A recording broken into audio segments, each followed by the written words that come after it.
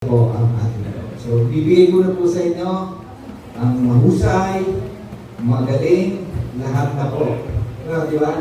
Huwag kayong tutulog kasi mamaya magtatanong siya sa dulo. So, ang kanya pong may bahay ay si Reg. So, ayaw ko pong tawagin ni sister kasi ganun kami yan. Ganun ang tawag namin. Pagka mga hawang namin na singles, no, first name lang natawag. So, ang may bahay niya ay si Reg. So, ang ating sabayan niyo ako sa pagsalubo, mapalakpakan po natin ang ating guest speaker, Rod Calocam. Bless. Sa inyo po intro in. Biglaan po ha.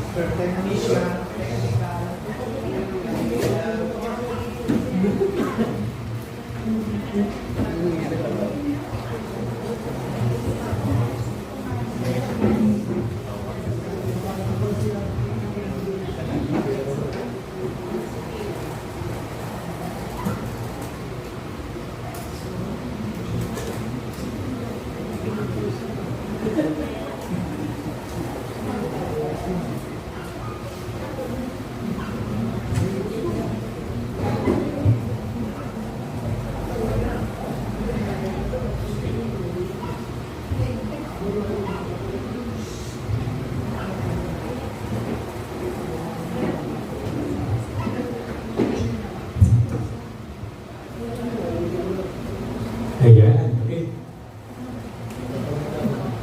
Magandang gabi po sa lahat. Hello, good evening po. Good evening, brothers and sisters. And welcome po sa ating session number 2 ng ating po Christian Life Program. By the way, ako nga po pala ulit si Brother Rod, Rodolfo Jr. So, Rod na lang. Ako po ang buwakong asawa na aking pong may bahay na si Reg.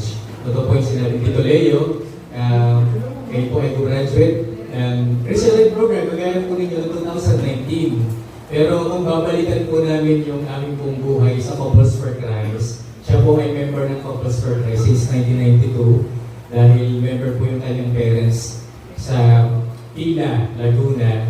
Graduate sila ng Christian Life Program in 1992, so bata pa po siya doon. Ako naman po sa Kabuyaw ay nag-graduate po yung aking mga magulang in 1995 naman.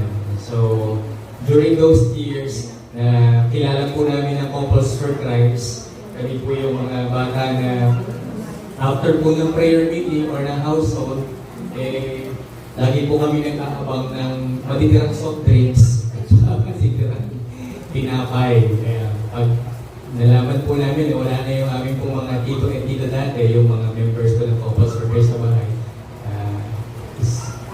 sabay-sabay or nagugulan kami lumabas ng kwarto dahil kakain na kami ng trupod natin.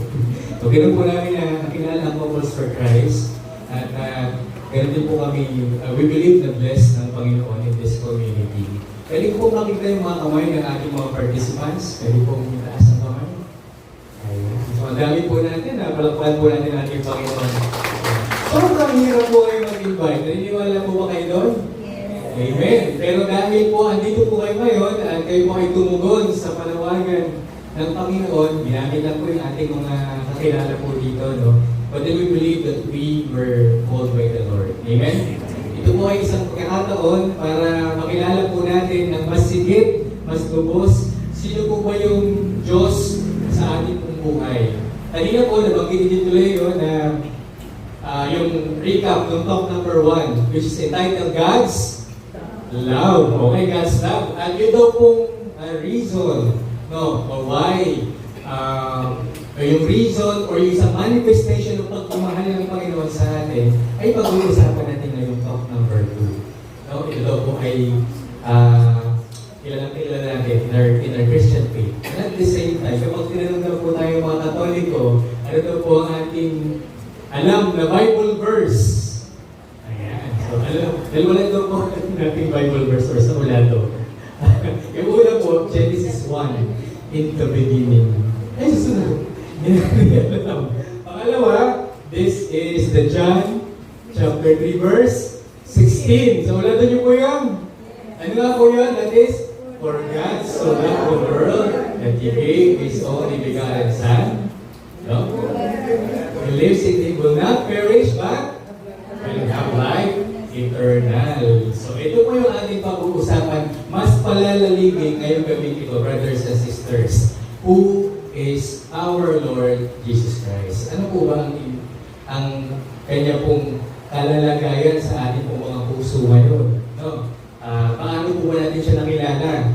No, sabi po kanina, instinct or normal na po sa atin, no, na mag-respond into the calling of our Lord or magkaroon ng pananampalataya. Kasi nga po, tayo po ay lumaki sa isang, ito po sabihin, majority, lumaki po tayo na nasa isang Kristiyanong pamilya. Amen po, hindi kagaya ng sa ibang bansa na ang kanilang, siguro, ang kanilang religion ay Buddhism, Hinduism, or Muslim, or Islam.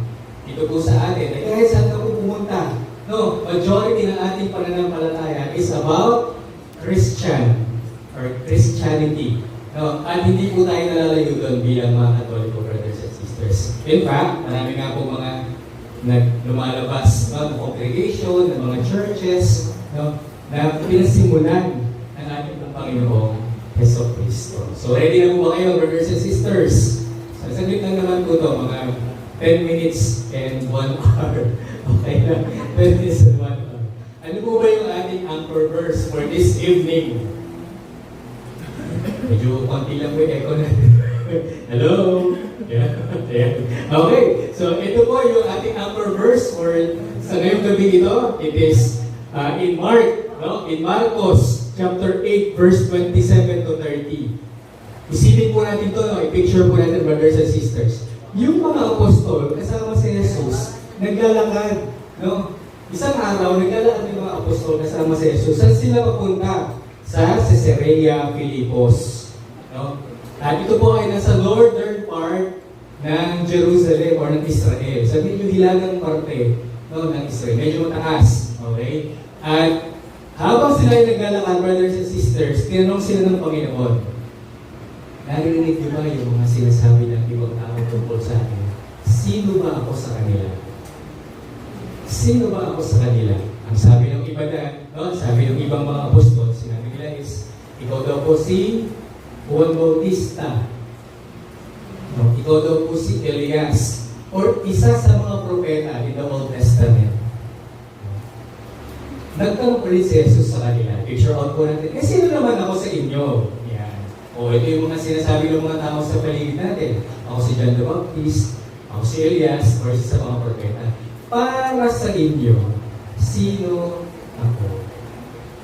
And syempre, ang number 1 na apostol or disciple ni ang ating Panginoong Hesus Kristo, sino? Si Pedro. Ang sabi ni Pedro, ikaw po ang Mesiyas.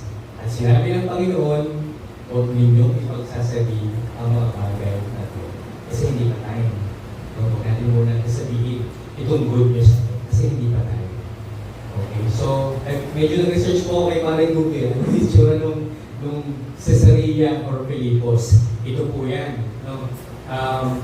Sa parting north daw po ng Israel ay meron doon bundok na kung saan merong stream na dumadaloy papunta sa Sea of Galilee at sa Jordan River. So yan po yung parang area kung saan nagtanong si Jesus Christ sa kanyang mga apostol.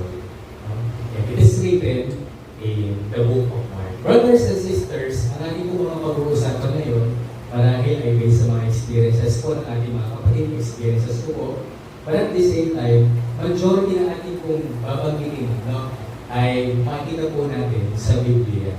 No? At naniniwala po tayo na ating pong pananampalataya ay nakafocus or nakabase, no, sa ating pong Holy Bible or sa Scriptures. Amen? Okay. So, sige po. Ako nga po pala ulit, si Brother Rod. We are blessed to be part of the Couples for Christ here in Central 1. Dati po ay ako ay taga-West 2 Kabuyaw, siya ay taga-Bila sa East 1. Pero nag-decide po kami na mag-Central 1 po kami. Hindi po ako pumayag na kami po ay, ako po kasi ang batas sa amin. Ano po yan? Kinakabahan ako po yun. Ito po yan. Ay, yun. Nag-decide po kami na mag-meet halfway. Dito po sa Central 1 kami mag-graduate ng Christian Life Program. In 2019, graduate po kami, mga 3 to 4 months after our marriage. Now, meron po ba mga bagong kasal po dito? Asa ka man? Yeah. Parang ganyan kami, Brad, Joe Marie. Holding hands kami. Habang nakikinig. No? At talagang nakatutok po kami sa mga pinag-uusapan. Nakatutok din po sila sa amin at ang speaker. Kasi po, isa lang kami na participant. Wala akin kasabay. Kapag kami umabsent, hindi tuloy. So, sobrang pressure no, sa amin po. Meron po bang mula kapuan ay hindi ko present? Ayan ako. Huwag po kayong absent. Very regalo po yan. Sinabi ko na. Very regalo po yan. Totoo po yan. No, ito po yung aming grupo. Medyo maliit lang po yung aming grupo at medyo bata po ng konti. No, kami po ngayon ay unit leader sa aming pong area sa Pasyado, meaning mga household leaders or household head po yung aming mga members. Siguro ang member po namin ay mga around 50 lang, no, active participants or 50 to 60 active participants. At minsan po, pag may mga available time, kami po ay na-invite to join the music ministry.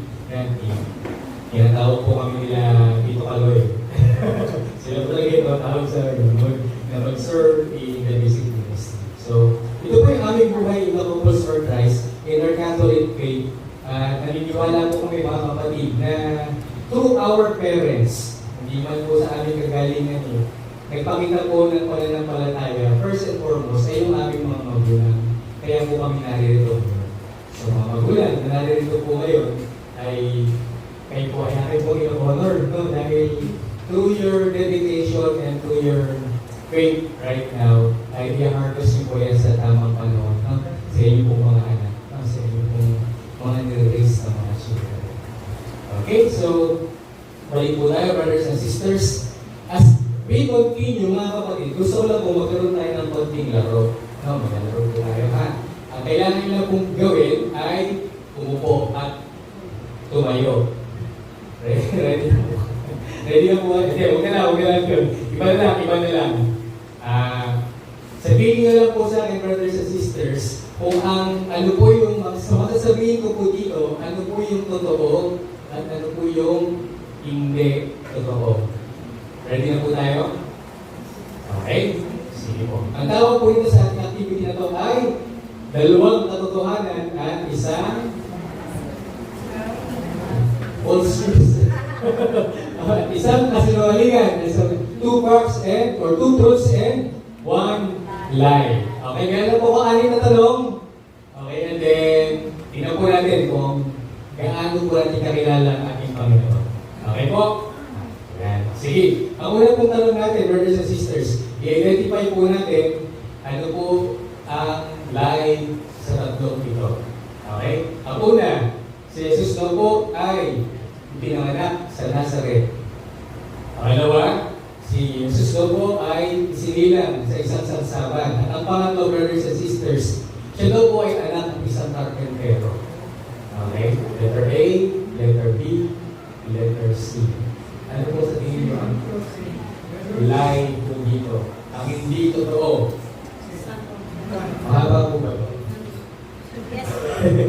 Okay lang po ito. Yun na lang ako. Sige. Ano po? Sa tingin nyo? Letter A. Siya po ba ay pinanganak sa... sige. True or false? Pinanganak sa Nazareth. True? True? False. False ika? Mamaya, tignan natin ha. Sino totoo? True or false? Born in a manger?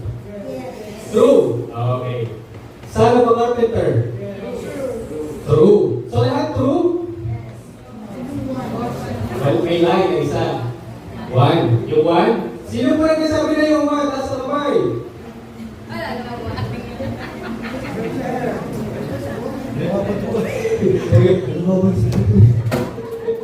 Ano ba ito?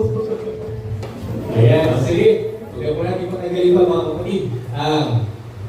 Mali po dito, ayan. Okay, yung born in Nazareth. Saan po siya pinanganak? Bethlehem. Tama. Doon po sa bayan ng Bethlehem, kaya meron isang kanta, masabi doon, born in the town of Bethlehem. Di ba? Born in the town of Bethlehem. And this name, and they say that his name was Jesus. He came down from story. Yan. Born in Bethlehem. Pero siya po ay lumaki sa Nazareth, brothers and sisters. Okay, so tingnan lang po natin ilang mga pictures. Okay, totoo po na siya ay son of a carpenter. Kasi dati, sa Jewish culture, kung ano po ang inyong trabaho, mga tatay, kung ano yung inyong pong craft or trabaho, yun po yung inyong tinuturo sa inyong mga anak, especially sa mga lalaki, firstborn. Okay, siya po ay isa anak ng karpentero. Ano pangalan ng kanyang tatay? Joseph, the carpenter. At ito po, yung nasa picture, nakita, siya po ay pinanganak sa Bethlehem. At yung pangalawang truth, siya po ay pinanganak sa isang sabsaban. Hindi na po natin yung mapa, brothers and sisters. Medyo malayo, no? Tignan niyo po. Sa may bandang baba, makikita niyo po yan yung, niyo po yung Judea. Okay, andun po sa may bandang taas niya yung Bethlehem. Doon po siya pinanganak. Pero siya po ay lumaki, no? Saan po? Sa Nazareth. Doon sa may Galilee, no? Isang area sa Galilee. Okay? Or Galilea. At doon niyo po makikita, brothers and sisters, sa bandang taas, doon nagtanong si Jesus sa mga apostol, sino ako sa tingin ninyo o para sa inyo? Doon sa may Caesarea Philippi or Philippos. Okay, so ito po yung map of Israel during the first century. Alright, so pangalawang question. Ano pa? Ayan. Sabi dito, totoo kaya ito? Una, nagpapatawad daw po siya ng mga kasalanan. Pangalawa, hindi po or never siya nagalit. Okay, pangatlo, brothers and sisters, ay nagkaroon siya ng maraming milagro sa kanya pong ministry here on earth. A, B, or C. Ano po yung false dito or lie? Taas nga po ang kamay. 1, 2, or 3. Ano po yung false po dito? Pati nga po. 2, never gets angry. 3, 2, 2, 2. Growing up, tingin mo. Okay. Sige, tingnan natin, ha? Ano bang lie po dito? Yan. He never gets angry. Nagalit din po siya, brothers and sisters. So, tingnan natin, kailan mo siya nagalit? No? Okay, tingnan po natin. Okay, he forgave sin, brothers and sisters. In the book of Matthew, chapter 9, verse 1-8. Naalala niyo po yung storya ng apat na magkakaibigan, tapos meron silang isang kaibigan na paralyzed. Ang ginawa nila, gusto nila pagalingin. Daling kay Jesus Christ. Ang dami na nakapaligo doon sa lugar. Ang ginawa nila, imagine this area, sobrang dami ng punong tao dito. Sinira nila yung lugar, yung bubong, binutas nila, at saka nila ginawa yung paralyzed na kaibigan. Okay, anong nangyari doon, brothers and sisters? When Jesus saw their faith, yung apat na magkakaibigan at ng paralyzed man, he said to the man, "Take heart, son, your sins are forgiven." At nagkaroon ng milagro after that, no? May mga nagtanong sa kanya, imagine, meron mga siguro mga pantas that time or mga Pharisees, sino ba itong taong to na nagtuturo? Ang Diyos lang dapat ang nagpapatawad ng kasalanan. Anong kanyang karapatan o kakayanan ng tatawad ng kasalanan? No? At alam ng Panginoon yung nasa puso ng mga Pharisees that time, no? At ang ginawa niya, nagpakita siya ng milagro. No? Sabi niya, kung sa man, go, pick up your mat, and walk. No? Pick up your mat, and walk. At nangyari po yung isang milagro. Ang maraming milagro, nagpapatawad ng kasalanan ng ating Panginoon. Pangalawa, brothers and sisters, no? Isa rin po, no, sa kanyang mga milagro ginawa. Ito, one of my favorites po ito, no? John 2, no? Chapter 1, verse 11. Sobrang wala ng Panginoon ang marriage, no? Dahil ang una niyang ginawang milagro, no, sa kanyang pong buhay dito sa mundo ay hindi ang maghati ng dagat, hindi ang magpaulan. Napakasimple lang, brothers and sisters, no? He just turned the water into wine. At ginawa niya yun sa isang kasalan. No? Sa isang kasalan. Siguro dapat iisip ng Panginoon. Dahil kasi, brothers and sisters, medyo context na ng context. Kapag maganda or bongga ang kasalan, hindi yun nakikita sa dami ng mga invites or pagkain. Paano yun na nasusumat na maganda o bongga yung kasalan? Kapag maraming masarap na alak. Kapag maraming nasuserve na alak sa mga participants, sa mga attendees. No? And that time, brothers and sisters, hindi pa tapos. No? Ubus na yung alak. No? And then, our Virgin Mary asked the Lord Jesus Christ, no? Siguro naglambing. Wala naman natin ang paraan, no? At gawin natin makabuluhan ng kasalan nito. Ang sinabi ng Panginoong Jesucristo, it is not my time. Hindi pa oras. Hindi ko pa oras para gumawa ng mga milagro. Pero dahil siya ay honorable at masulorin sa kanyang nanay. Ang sabi niya dito, doon sa mga alagad, sa mga siguro katulong that time ng tahanan, fill the jars with water. Then, yung mga tauhan, they fill those jars with water.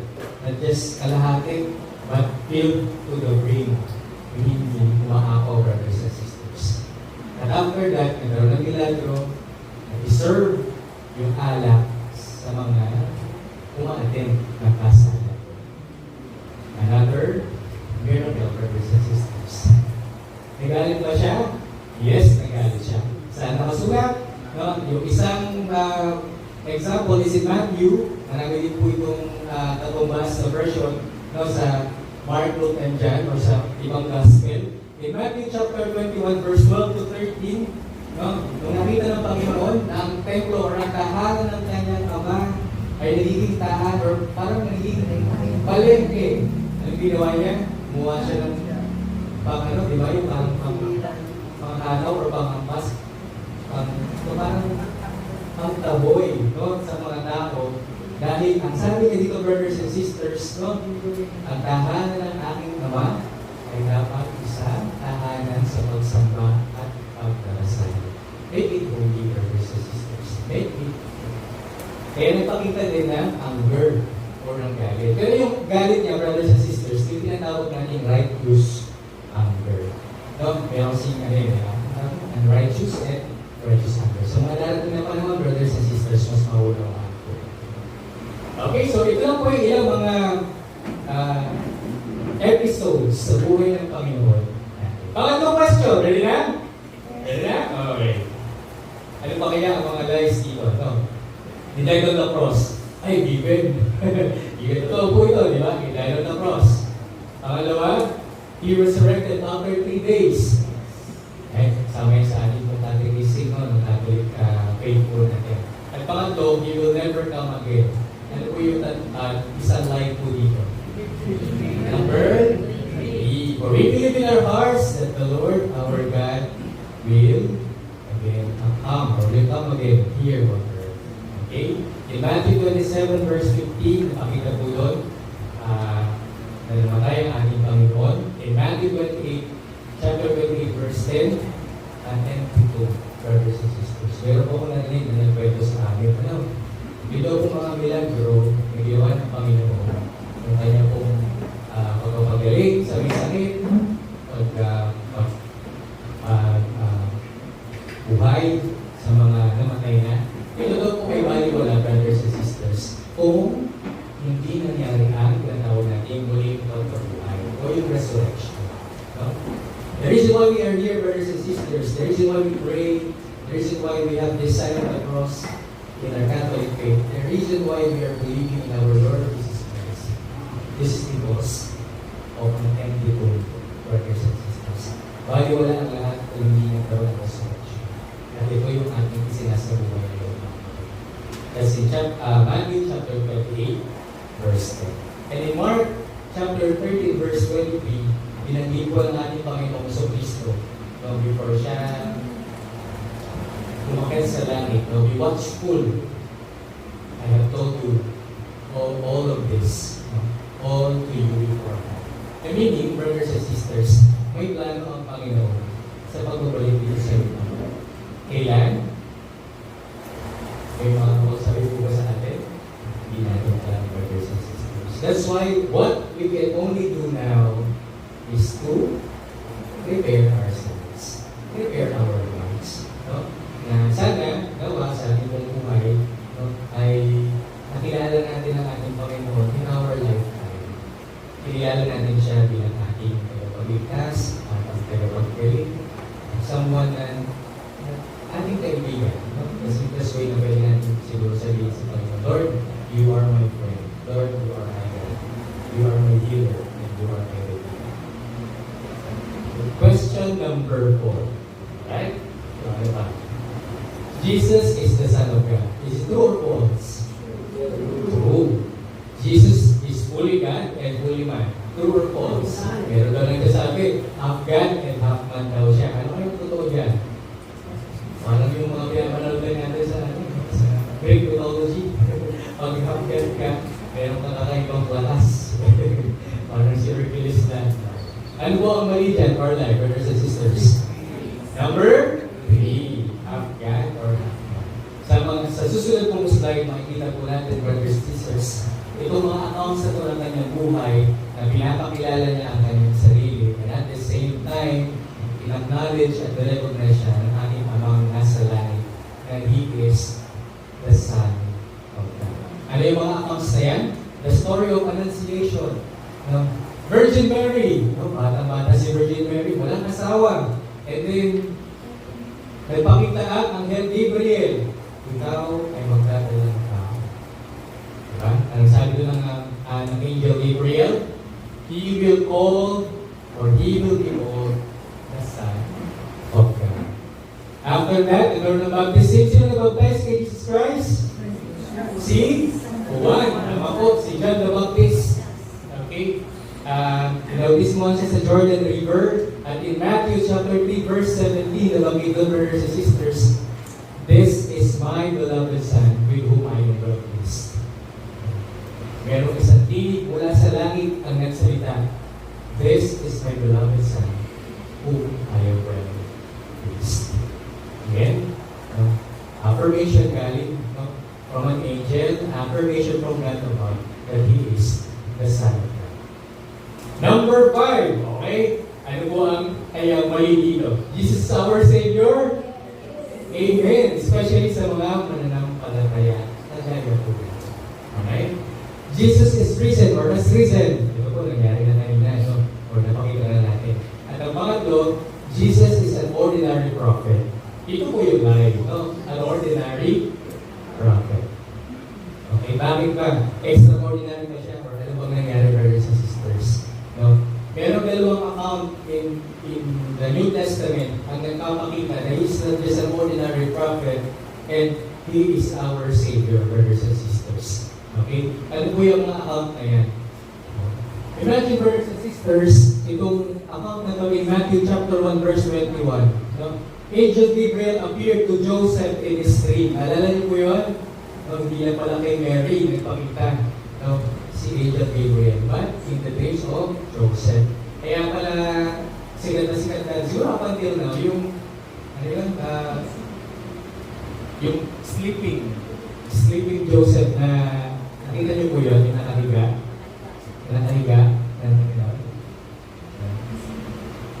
yun po, no? Parang, meron pong nagkwento sa akin na magkaroon daw tayo ng ganung,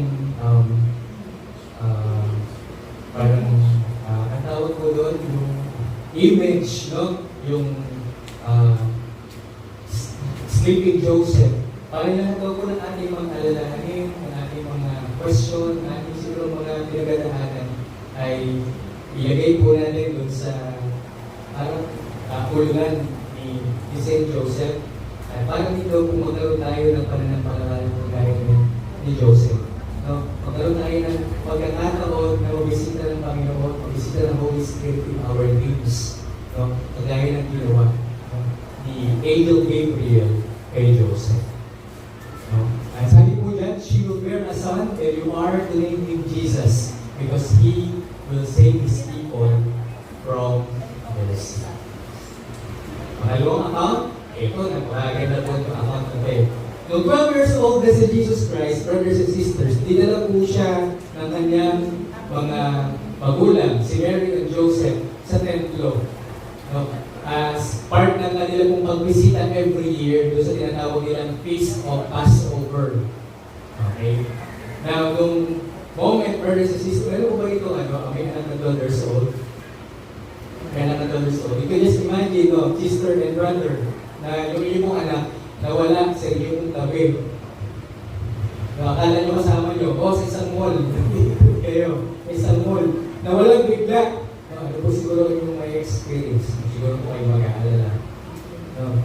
Sa kanila pong pag-uwi, brothers and sisters, Mary and Joseph, hinanap nila si Jesus Christ, the boy Jesus Christ, pero hindi nila nakita sa kanilang mga relatives or kasama. What they did was, bumalik sila, no, sa Jerusalem, kung nasa ng templo, at hinanap nila ang batang si Jesus. Natagpuan nila ang batang si Jesus saan? Ang paligid ng mga pantas. At si Jesus ay nagbibigay ng pangaral, no, sa mga pantas na to. You can just imagine at 12 years old, ang mga kausap niya po ay medyo may siguro mag-iaral na at mga pantas mo sa templo. At ang sabi po ni Jesus Christ sa kanya pong mga magulang, bakit po ninyo ako hinahanap? Hindi ko ba dapat, nararapat lang na ako po ay nasa tahanan ng aking Ama?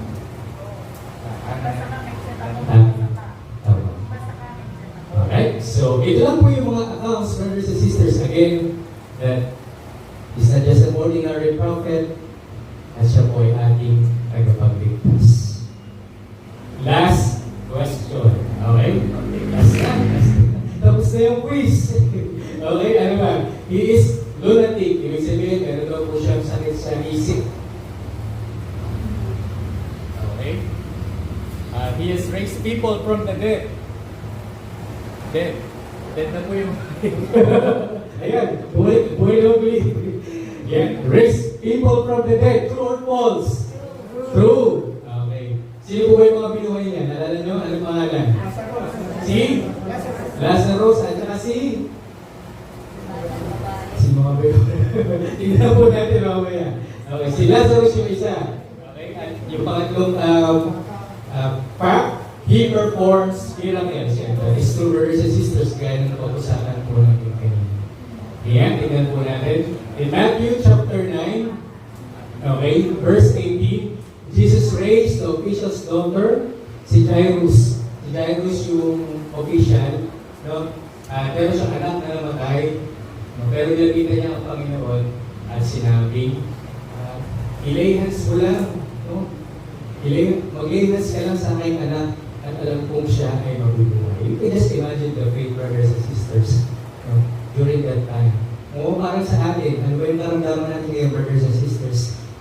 Panginoon, just lay your hands on me, Panginoon. Or, Panginoon, sa isang salita mo lamang ay gagaling na ako. Kaya natin yung faith na yun, the faith of Jairus in Matthew chapter 9 verse 18. Jesus raised Lazarus from the dead in John chapter 1 or chapter 11 verse 43 to 44. Ilang araw na patay si Lazarus? 3 days. Pero binuhay pa rin ng Panginoon si Lazarus. In Matthew 17, chapter 17, verse 17, nabanggit po dyan mga kapatid, Jesus heals a demon possessed, a boy possessed by a demon. Sino makakapagsabi, brothers and sisters, na siya ay meron ding mali sa kanyang pag-iisip kung siya mismo ang nakapagpagaling sa isang bata, no, na possessed by demon? So yung false po doon is yung he is a lunatic. Okay, kung hindi siya lunatic, siguro ang conclusion na po natin or Not siguro, but our conclusion in faith is that everything that He does, kung hindi naman niya before, that is true at nangyari. Based account sa scriptures, sa Bible, He is our Lord. No? He's a liar, hindi siya sinungaling. He's a lunatic, therefore our Lord Jesus Christ is our Lord. Amen? Nakilala na po ba natin si Jesus Christ? Okay, konting parang catechism lang po yan nangyari, brothers and sisters. Alright, so, damo na po tayo sa ating talk. Ito na pala yun. Biro lang. Okay, so ito na po yung ating talk, brothers and sisters. Okay. To get involved with someone, alam nyo mga kapatid, na bago natin makilala ang Panginoon, or siguro yung ating mga may bahay, yung mga mister na, mga brothers, nung kayo po ay nanliligaw, parang kanina na sinabi na dito, nung kayo po ay nanliligaw, sa iyo po mga may bahay, sa iyo mga misis, no? Ano yung way na yung ginawa para mas makilala siya? So, ano ba natin kung sulat? Elmal? Or hindi, no? Hindi, parang yung kalawang yata nila dito, nagsiswak pa ng tao eh. Ang tawag mo doon? Nagigib, or basta tumutulog para makilala yung pamilya. Ayun. Naalala ko nung nagpapasikat po ako sa aking tatay itlog. Ito po ako sa kanila, hindi pa po kami, kami na pala lang siya. Pinagawa po sa akin, i-restore yung kanilang antique na table. Ang laki! Di ko, doble po nito. I-restore ko na yun, lagyan ko na ng barnis. No? At hindi lang, dihain ko daw na bago ko barnisan, pakarawan din. So, ganun na po, yata ng tatay. Pero kung pumasabay yung gawa ko na tayo. Mabuti na lang, buwan ko ka. Sabi sa akin. Hero lang po. Okay? So, ganun po sa atin, brothers and sisters. To get involved with someone in a personal way, we have to see and understand his or her background. Diba? Yeah. And take time to know where the person is coming from.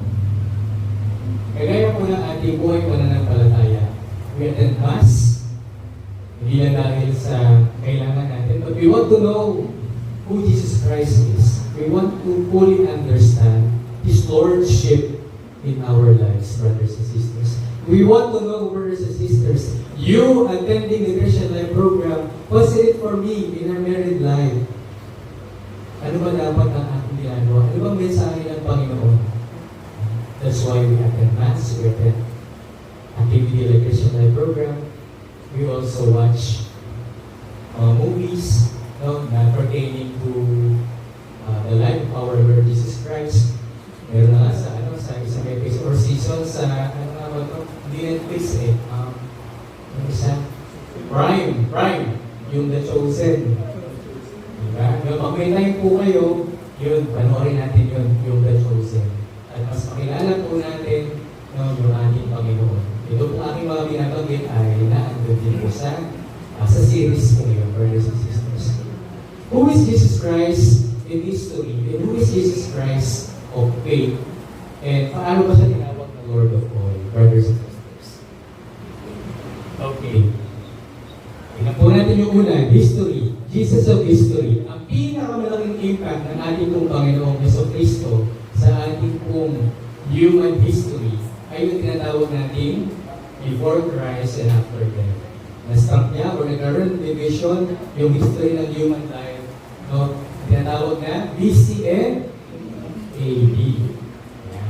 BC and AD. Okay? Ano po, brothers and sisters? Historically, or based sa gospel, sa scripture, brothers and sisters, at nabagay natin kanina, He was born in Bethlehem of the Virgin named Mary. Yan. At siya po ay lumaki as a young carpenter through Saint Joseph. No, in saan? Nazareth. In Bethlehem pinanganak, pero sa Nazareth siya lumaki. Okay. You know what, brothers and sisters, if you just Ayan. You just imagine, no? Lalo na sa mga tatay po dito na may anak na lalaki. No? You can just imagine yung pong importance ng relasyon ng tatay sa kanyang pong anak. Whether it is a son or a daughter, yung relasyon ng tatay sa kanyang pong anak. Kung paano pinakita ni Joseph, no? Paano pinakita yung pagmamahal, yung pagte-train sa batang si Jesus para lumaking maayos si Jesus. You know, brothers and sisters, let me just share you this story. Meron isang pagkakataon, nung ako po ay binata pa, meron akong sinakyan sa motor. Kaya kasama ko, sa akin, Jude tawag sa akin, ako ay binata pa. Saan punta? Tara, sakay ka na sa akin. Sakay po ako dun sa isang nakilala. Nagkakwentuhan kami. Ito pong lalaki ito ay mayroong 4 anak. Sabi niya sa akin, alam mo, hindi ko maintindihan yung school habang kami buwabiyahe. No? Hindi ko maintindihan yung school, June. In-enroll ko yung mga anak ko sa isang Catholic school, para turuan sila ng magandang asal. Di ba dapat ganun yung ginagawa nila? Kaya nga tayo bubayad sa kanila mahal eh. So parang napaisip ako, in my mind, no, with how my parents was, niraise po ako ng aking tatay, no, ng aking nanay, in this community, no, ng Couples for Christ. Parang sabi ko, siyempre sa akin na lang, hindi mo ba dapat sa magulang na nag-uumpisa ang pagtuturo ng mabuting asa? Siguro na nalinis ng hindi lahat, pero mga ilang magulang siguro, yung pagkakataon na ngayon ito, no? Tuturuan, mag-train ang kanilang mga anak, especially sa isang Kristiyanong pananampalataya. Kaya, kabalan po tayo, brothers and sisters, na merong isang activity kagaya nito na tayo po ay minumulan, no? Na maging isang mabuting magulang sa ating pong mga Amen? Amen. Alright? So, mother and son relationship is very crucial. For father and daughter, for parents to their children, relationship ay napaka-importante. Isa pa pong example ng Jesus in history. No? You know, brothers and sisters, pwede namang madaling kalimutan natin or ng tao si Jesus. Bakit? No? 150 kilometers. Less than 150 kilometers yung kanya pong nalakad lang or kanyang narating. Kanina, chinek ko, gaano kalayo ang Talaba sa Pampanga? Mga around 140, pero kalayo po na 140 kilometers. Pero yung pinuntahan ng ating Panginoon, parang gano'n na, within Calamba, Pampanga lang. Hindi naman siya makalimutan ng tao eh. Di ba kung north lang siya, or southern Tagalog lang. Pero bakit kaya hanggang ngayon, ay kilala pa rin natin ang Panginoong Jesucristo? Pwede naman natin siya kalimutan, brothers and sisters. Bakit? Less than 50,000 lang yung mga population ng cities na kanyang pinupuntahan. Ilan po ba ang population ng Talamba? Sobrang dami, no? Pero makaunti lang ang nakakakilala sa kanya. He became a preacher. Yung kanyang ministeryo ng pagpapagaling, paggawa ng mga milagro, no? Ginawa niya lang, kailan, brothers and sisters, in a span of 3 years lang. No? In a span of 3 years. Then after that, brothers and sisters, he was put to death through crucifixion. Dahil akala ng mga nasa gobyerno that time, yung mga Pharisees, no? Inistil niya yung rebellion sa mga tao. Kaya, kinrucify siya.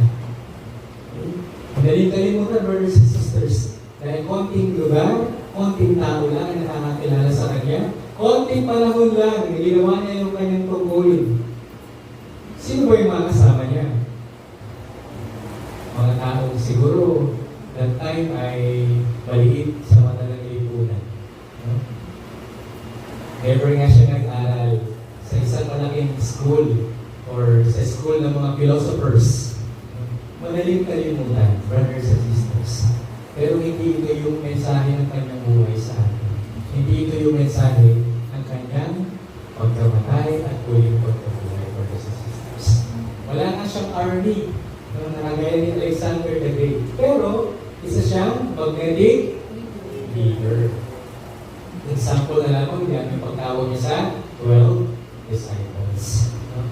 Yung pagkatas down ni Peter ng net sa Galilee. Hindi naman niya kilala si Jesus Christ that time. Pero siguro nakita si Pedro that time. No? Sino ba yung Jesus na to? Sino ba itong someone na to na nagsasalita? Sige nga. Gawin ko nga itong Pagsunod sa kanya. ano kaya yung mangyayari? Then, nangyari po ang nangyari po ang pagpapalitan. Nangyari po ang isang milagro, brothers and sisters. In our life, brothers and sisters, sa ating bumuhay ngayon, maybe we could see an opportunity of understanding and knowing Jesus Christ more than a leader, but He is our by surrendering our life to Him. Nagaya po yung ginagawa natin ngayon, brothers and sisters. Pwede naman po ang gawin natin ngayon ay sa bahay na lang, o kaya pumunta tayo sa mall, o kaya we can just spend our time to other activities. Pero pinili po natin ito, no, itong moment na to para makilala ang ating po brothers and sisters. Being a magnetic leader, brothers and sisters, sinundan po siya ng maraming tao. Every town kung saan siya pumupunta. At naalala niyo po ba, nagpakain siya ng maraming tao. Ilan na po yung pinakain niya? 5,000. Hindi pa daw po bilang yung mga babae that time. 5,000 men, pero may mga children and female pa ng more than 5,000.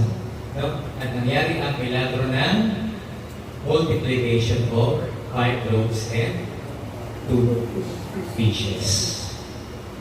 Ano po, brothers and sisters, ang meron ka ngayon?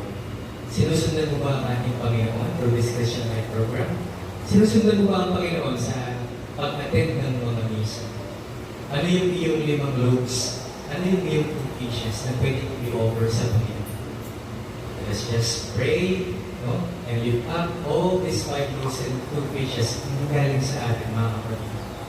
Allow the Lord, no, to make a miracle out of your 5 loaves and 2 fishes.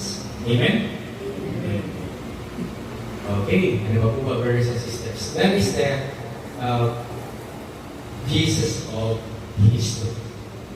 Siyempre, siya rin din po ay Christ of faith.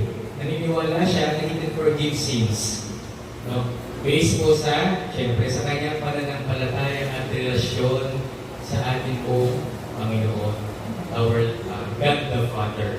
In Mark chapter 2, verse 5 to 7, no? Pinapakita po doon na siya po ay nagpapatawad ng mga kasalanan. Palagi po sinasabi ko, no, brothers and sisters, na our Lord, our God, is the God of second chances. Amen? Amen. Nagkamali tayo, marami tayo second chances. I could still feel, maybe you are also feeling it, brothers and sisters, and na-experience siya din po ito, yung pagmamahal ng magulang, na kahit na sobra po yung ating mga kasalanan, still tinatanggap pa rin po nila tayo. Tama po ba ang mga magulang, mga parents? Yan po talaga no? Pagmamahal po natin sa ating mga. This is how our Lord, our God, loves us, brothers and sisters. Despite and in spite of our sinfulness, palagi tayo may second chances. Nagkagalit? Basta ng misis, hindi na matutuloy o hindi na magkakasundo yan. Maghiwalay na lang. Nagkakasakitan. Maghiwalay na lang. No? Kasi natin nagkakasakitan. Maghiwalay na lang. But in our community, in our faith, Catholic faith, brothers and sisters, palagi natin nilook forward ang second chances sa ating mga relationships. Kagaya ng magbibigay ng Panginoon sa atin ng second chances. Jesus claimed to possess all the power in heaven and earth. In Matthew chapter 28, verse 18, brothers and sisters, binanggit po dito, before siya umakyat sa langit, yung ascension niya sa langit, no? I have given all the powers and authority in heaven and in earth. Sinabi niya sa mga apostol. Bakit niya sinasabi yun? Because he has this confidence, no? Galing sa Diyos Ama. Sa Diyos Ama. Our God the Father and our Lord is our God the Son. At syempre, sa ating pong panahon ngayon, yung sumusuporta, nag-assist po sa atin, or nagbibigay po sa atin ng inspiration is God the Holy Spirit. So mga darating pong sessions, makulawaan po na niya, brothers and sisters. Jesus claimed, no, as part of his faith, straightforwardly that he is God. Nagaya po ng kanyang Diyos amang nasa langit. That is in John 8, chapter 56 to 58. Makita po natin, brothers and sisters, no, with accounts or ilang mga stories na nabanggit natin kanina, that our Lord is not a liar, He is not lunatic or wala siyang sakit, no? But He is our Lord. Jesus is Lord. Jesus is our Lord. Jesus is mine. Pwede po natin pwede yun, brothers and sisters. Let us profess our faith. Pwede natin na, Jesus, my Lord, my God. Go. Jesus, my Lord, my God. Simple bagay, simple word, pero nakikita po sa ating brothers and sisters. Jesus is the Son of God, and He is our Lord. Okay? And knowing Jesus Christ, brothers and sisters, it is not just simply knowing or understanding yung mga accounts na pinakita natin kanina. But knowing Jesus Christ is an invitation into what? A fruitful Christian life. Meron daw po tayo parang nung time ng nanay ko, sabi niya, kapag daw ikaw ay fan ni Vilma Santos, daw ay Vilma niyan, Vilma niyan, si Tita Nora Honor. So, wala nang tawag tayo. Ignorant yan. Pag ikaw daw ay nakasunod ni Kristo at tawag tayo, Christian. No? Tanggalin mo po yung I-A-N doon sa Christ. No? Tanggalin mo po yung I-A-N or yung Christ doon sa salitang Christian. Ano kung pwede natin gawin yan? Without Christ, I am nothing. Without Christ, I am nothing. And with this knowing and understanding who our Lord is, it is actually an invitation, brothers and sisters. Tara, no? In this relationship, sabi ng ating Panginoon, maybe, imagine lang natin, andun tayo sa Pilipos, kasama ng mga apostol. No? Who do you think I am? Sino ako para sa iyo? At makukulawaan lang natin, makikilala lang natin siya, brothers and sisters, when we enter into a relationship with Him. Amen? Jesus' entire life, brothers and sisters, no, is salvific. And through the cross, He reveals His true identity. Ako, naalala ko po sa isang sharing ko na narinig ko. The greatest symbol of love is not the heart. The greatest symbol of love is the cross. No? For the heart will stop on loving when the person dies. But that man on the cross will never stop on loving us. Will never stop on loving us. So every time we see cross, it is not negative, no? Walang negative connotation ng cross, but it is an inspiration of love sa ating brothers and sisters. We will know Jesus through His suffering and through the cross. The cross is the means by which we can truly know Jesus. Meron pong dalawang aspect yung cross. Meron yung patayo, no, yung vertical. Tawag vertical ang tawag dito, and yung horizontal. No? Yung vertical daw po natin, brothers and sisters, it is our relationship with our Lord, our God. Our spiritual relationship with our Lord. And every time pumapasok tayo sa relationship at pinapalalim natin yung relationship na yun, mas lalo tumataas yung vertical aspect ng cross na. At ano naman po yung horizontal? It is our relationship with, first and foremost, with our wife, with our husband, our family, our relatives. It is our relationship with other people. The more we relate more to our God, the more that mahabatid yung horizontal aspect of this, our relationship with other people. Okay? So, let us take a look at these brothers and sisters, yung pinanggit ng ating St. John Paul II. It is Jesus that you seek when you dream of happiness. He is waiting for you when nothing else you find satisfies you. He is the beauty to which you are so attracted. It is who He provoked you with that thirst for fullness that will not let you settle for compromise. He is who urges you to shed the mask of false life. It is He who reads in your heart your most genuine choices, the choices that others try to steal. Kaya pala there's something in us, brothers and sisters, a void in us, because only our Lord our God